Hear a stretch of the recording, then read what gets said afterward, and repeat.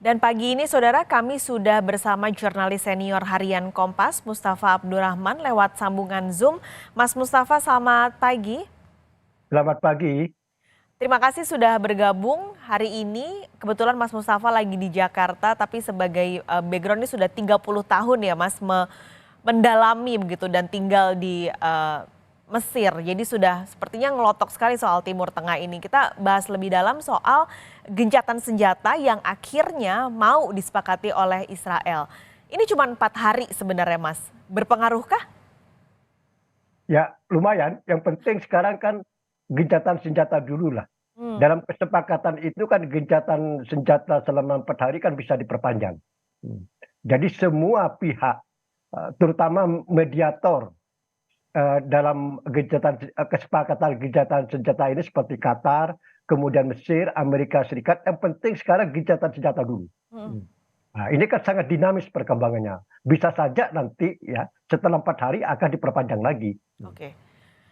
Tapi kalau melihat dari pernyataan terakhir Netanyahu bahwa ia bilang ia akan tetap melanjutkan perang sampai melihat bahwa tidak ada lagi Hamas di Palestina, lalu dia tidak mau melepas sandera yang ada di Israel, sandera-sandera Palestina. Bagaimana menurut Mas Mustafa supaya 4 hari ini bisa terus berlanjut bahkan mungkin bisa permanen?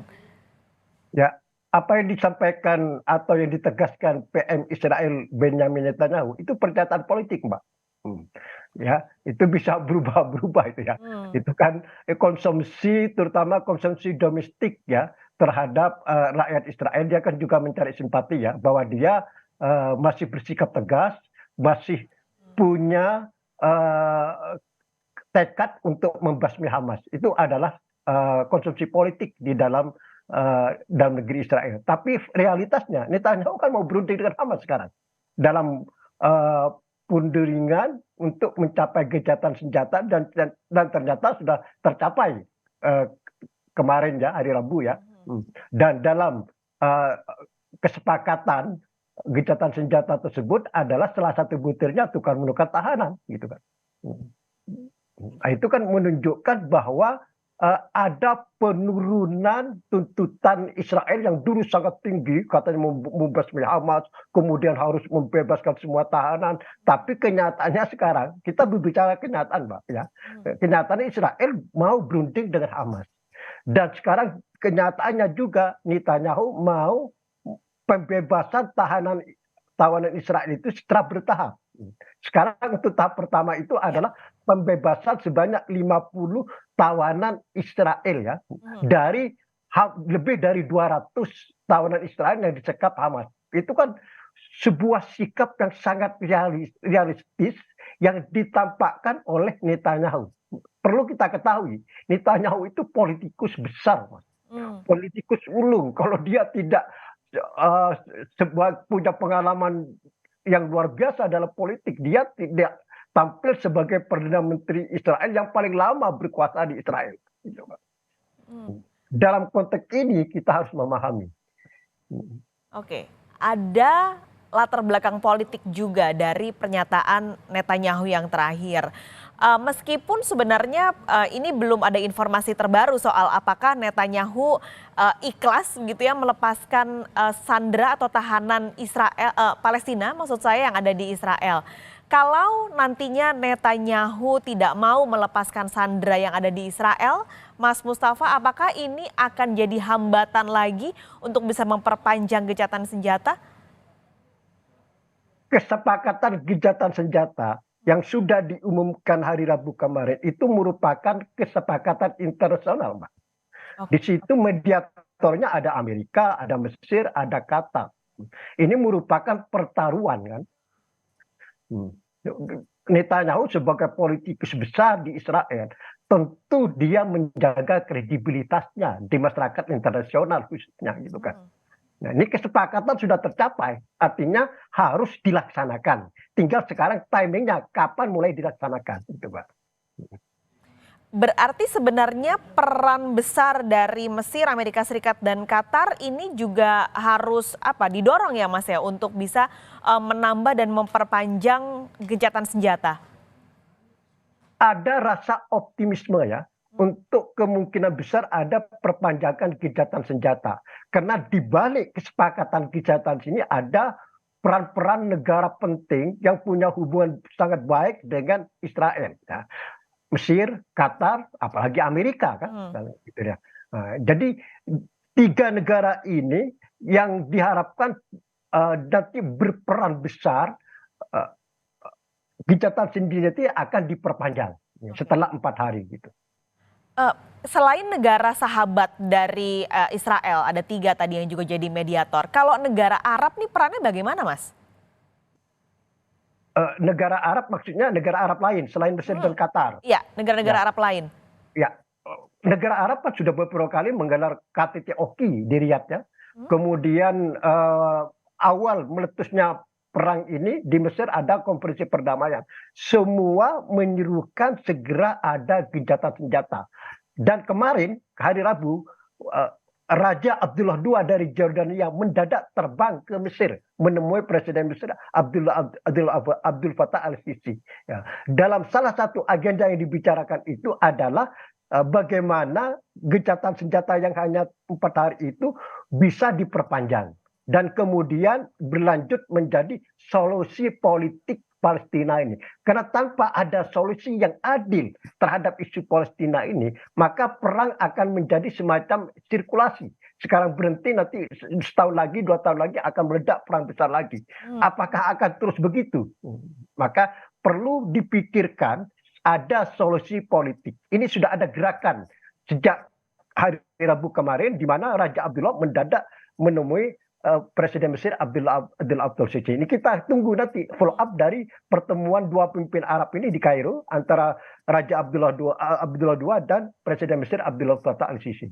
Yang semoga juga bisa semakin mendorong dan memberi setidaknya tekanan supaya gencatan senjata ini bisa diperpanjang begitu ya, Mas Mustafa. Tapi ini Mas Mustafa kan sebenarnya sudah mendalami dan mengamati, menganalisa soal kondisi di Timur Tengah selama 30 tahun. Kalau melihat konflik yang terjadi sekarang antara Israel dan juga Hamas dibandingkan dengan mungkin beberapa tahun atau puluh tahun sebelumnya, bagaimana Mas Mustafa melihat kondisi perang saat ini? Karena banyak yang beropini bahwa ini yang terburuk, yang terparah yang pernah terjadi. Ya, selama Hamas mengambil alih kekuasaan di jalur Gaza pada tahun 2007, sudah terjadi 5 perang besar antara Hamas dan Israel. Yang pertama 2009, itu saya meliput langsung, saya langsung masuk jalur Gaza. Yang kedua tahun 2012, saya masuk ke jalur Gaza. Ya. Yang ketiga 2014, yang keempat tahun 2021, yang terakhir yang kelima ini adalah tahun 2023. Kita lihat coba. Dari perang ke perang, ya, peperangan ini semakin besar dan Hamas semakin menguasai teknologi militer. Pada perang pertama tahun 2009, rodal yang diterbangkan atau yang ditembakkan oleh Hamas ini hanya sejauh 30 meter atau 40 km paling jauh. Sekarang sudah sampai sejauh 250 meter gitu ya. Dalam waktu sekitar 10 tahun aja. Ini kalau tidak ada solusi politik Israel-Palestina, ya, akan terjadi perang terus. Kita bayangkan, kita gambarkan sekarang, 5 tahun lagi atau 10 tahun lagi, gimana ya Hamas atau faksi Palestina lainnya menguasai teknologi militernya. Jadi akan semakin canggih, akan semakin dahsyat, akan semakin berdarah peperangan yang akan datang. Maka tidak ada pilihan lain. Ya. Israel harus menerima solusi politik Palestina. Oke. Solusi politik yang tentunya disepakati juga secara internasional tadi, Mas Mustafa. Ya betul. Sekarang solusi politik yang sekarang masih disepakati masyarakat internasional termasuk Amerika Serikat adalah two-state solution, solusi 2 negara. Ini harus diterjemahkan secara baik, ya, secara adil, secara realistis. Memang sampai sekarang belum ada solusi politik alternatif yang lebih baik dari solusi 2 negara ini. Belum ada. Ya, coba kalau ada yang lebih baik, ya memang ini yang sekarang dicari. Tapi sampai saat ini ibarat permainan sepak bola, yang ada di lapangan hijau itu adalah masih konsep solusi dua negara. Oke. Tapi kalau Mas Mustafa melihatnya mungkin nggak sih ada solusi yang lebih baik dan mungkin akan bisa dilahirkan dan disepakati oleh kedua pihak? Ya, sejauh ini belum ada. Seperti saya katakan tadi, ibarat permainan sepak bola yang ada di lapangan hijau sampai sekarang masih konsep solusi dua negara. Nah, ini yang harus ya diterjemahkan secara kreatif, inovatif ya, yang bisa diterima oleh Israel. Ini gimana? Ini harus duduk bersama gitu.